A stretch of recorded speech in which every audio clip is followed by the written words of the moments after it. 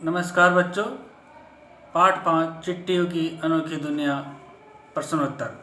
आज हम वसंत भाग 3 कक्षा 8 के लिए हिंदी की पाठ्य पुस्तक के पाठ 5 चिट्ठियों की अनोखी दुनिया के प्रश्नोत्तरों के बारे में बात करने जा रहे हैं। अगर आपने हमारे चैनल को सब्सक्राइब नहीं किया है तो हमारे चैनल को सब्सक्राइब कीजिए और कक्षा 8 के अन्य पाठ व प्रश्नोत्तरों के बारे में जानकारी प्राप्त कर सकते हैं। आइए आज हम कक्षा 8 के पाठ 5 चिट्ठियों की अनूठी दुनिया के प्रश्नोत्तर के बारे में बात करते हैं। आइए प्रथम प्रश्न पढ़ते हैं। पत्र जैसा संतोष फ़ोन या एसएमएस का संदेश क्यों नहीं दे सकता? इस प्रश्न का उत्तर हम इस प्रकार देंगे।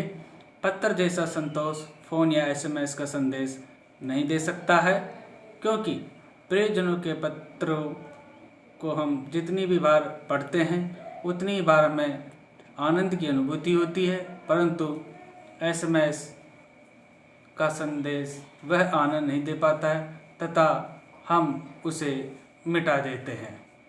ये हमने अभी प्रथम प्रश्न के बारे में बात की। आइए अब हम दूसरा प्रश्न करते हैं। सभी बच्चे अपनी अभ्यास पुस्तिका में इन प्रश्नों के उत्तरों को लिखने की कोशिश करेंगे और सही ढंग से लिखेंगे। प्रश्न 2। पत्र को खत, कागज, उत्तरम, जाबू, लेख, कड़ित, पाती, चिट्ठी इत्यादि कहा जाता है। इन शब्दों से संबंधित भाषाओं के नाम बताइए। इन शब्दों से संबंधित भाषा कौन सी है? जैसे पत्र, इस तरह से सारणी बना सकते हैं। एक तरफ पत्र लिख करके और दूसरी तरफ की पत्र को इस भाषा में या इस नाम से किस भाषा में कहा जाता है। तो पहले देखिए खत। खत के आगे लिखा है उर्दू। इसका अर्थ ये है कि खत शब्द पत्र को उर्दू भाषा में कहा जाता है। पत्र भाषा है संस्कृत। कागज यानी पत्र को कागज किस भाषा में कहा जाता है? कन्नड़ भाषा में। उत्तरम, लेख, जाबू, ये तीनों जो शब्द हैं ये किस भाषा में कहे जाते हैं पत्र के लिए? तेलुगु। बिल्कुल सही। आगे अब बताएंगे।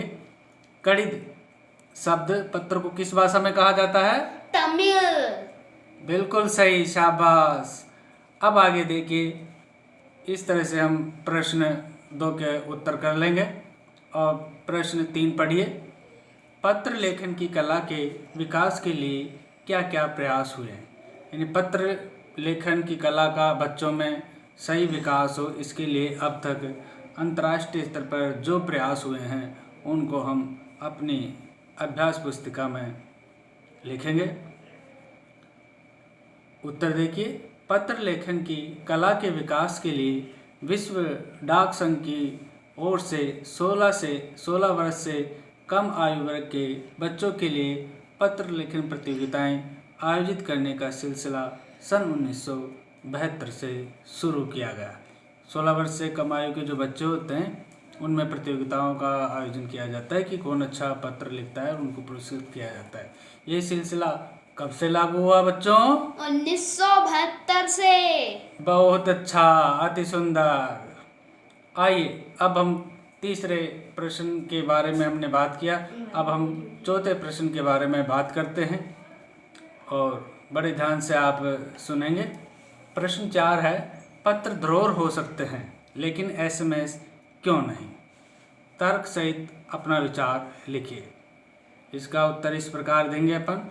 पत्र जैसा संतोष फ़ोन या एसएमएस का संदेश नहीं दे सकता है क्योंकि पुराने पत्रों को तो हम सहेज कर रख सकते हैं लेकिन एसएमएस के संदेशों को हम जल्दी भूल जाते हैं।